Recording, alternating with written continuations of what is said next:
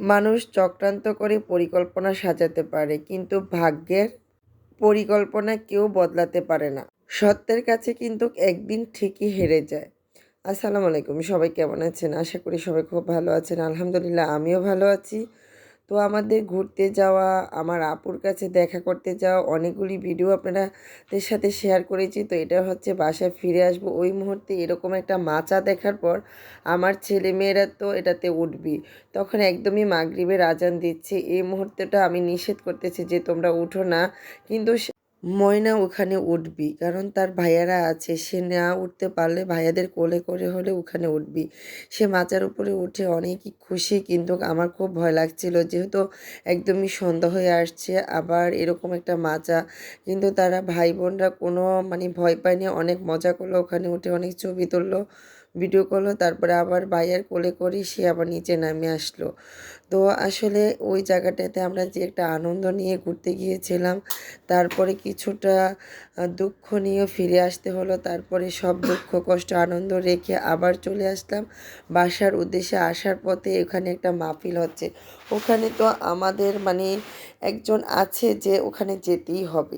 তো ওর কথা মতো ওখানে চলে গেলাম, গিয়ে তো দেখি ভালো মেলা বসছে। মাহফিল ওখানে মেলা হচ্ছে, মেলার মধ্যে অনেক কিছু টুকিটাকি বিক্রি হচ্ছে, কসমেটিক, জুয়েলারি, অনেক কিছু। তো আসলে আমরা ওইরকম কিছুই কিনি না, কিন্তু ঘুরে ঘুরে দেখছিলাম।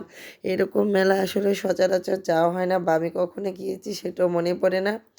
তো যাওয়ার পরে যেহেতু মৃদু আলো ছিল, ভালো লাগছিল, ঘুরছিলাম, দেখছিলাম অনেক কিছু। তারপরে এখানে খাওয়ার মতো কিছুই খুঁজে পাচ্ছিলাম না। তো অবশেষে আমার আব্বাজান বলতেছে যে এখানকার ঝালমুড়ি নাকি অনেক বেশি মজা, ঝালমুড়িটা খেয়ে দেখতে পারো তোমরা, খারাপ লাগবে না। তো আমি বলি দেখো খেয়ে সবাই। তো ঘুরে ঘুরে দেখছি আর ভিডিও করছি, অনেক সুন্দর একটা পরিবেশ ছিল।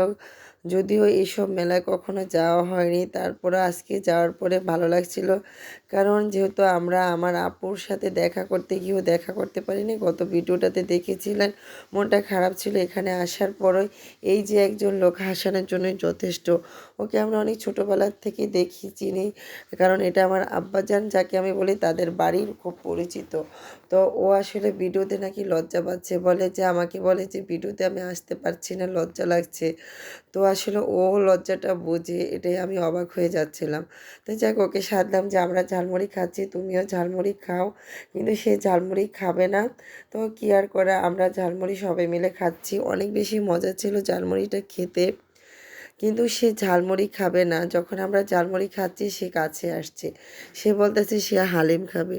তো তাকে হালিম খাওয়ানো হলো, আমরা ঝালমুড়ি খাচ্ছি। তো সব কিছু মিলে সুন্দর একটা সময় কাটাচ্ছি, কিন্তু বাসায় আসতে হবে সেটাই ভুলে গেছি। তখন রাত প্রায় 8টার উপরে বাজে। তো সবাই মিলে ঝালমুড়ি খাওয়ার পরে বাসার উদ্দেশ্যে আবার রওনাও দিয়ে দিলাম, কারণ অনেকটা সময় পার করেছি। এটা আসলে আমার বাসা থেকে অনেকটা দূর ছিল। তো এতটা দূরে হয়তো আমরা সবাই একসাথে ছিলাম বলে অনেক মজা করতে পেরেছি, অনেক আনন্দ, বেদনা, দুঃখ সব কিছু মিলে সুন্দর সময় কাটিয়েছি। হয়তো আমরা একা থাকলে বা আমি একা থাকলে এটা করা সম্ভব হতো না। তো সে ঝালমুড়ি না খেয়ে এই যে ছেলেটা সে হালিম খাচ্ছে, আমরাই তাকে খাওয়াচ্ছি। তো যাই হোক, অনেক বেশি ভালো লাগছিল সবাই মিলে খাওয়া আনন্দ উপভোগ করে। আমার মেয়েটা তো সে ঝালমুড়ি খেতে পারছিল না, কারণ অনেক ঝাল ছিল। সে আবার এদিকে একটু মজা করতেছে। তো সবাই ভালো থাকবেন, সুস্থ থাকবেন, আল্লাহ হাফেজ।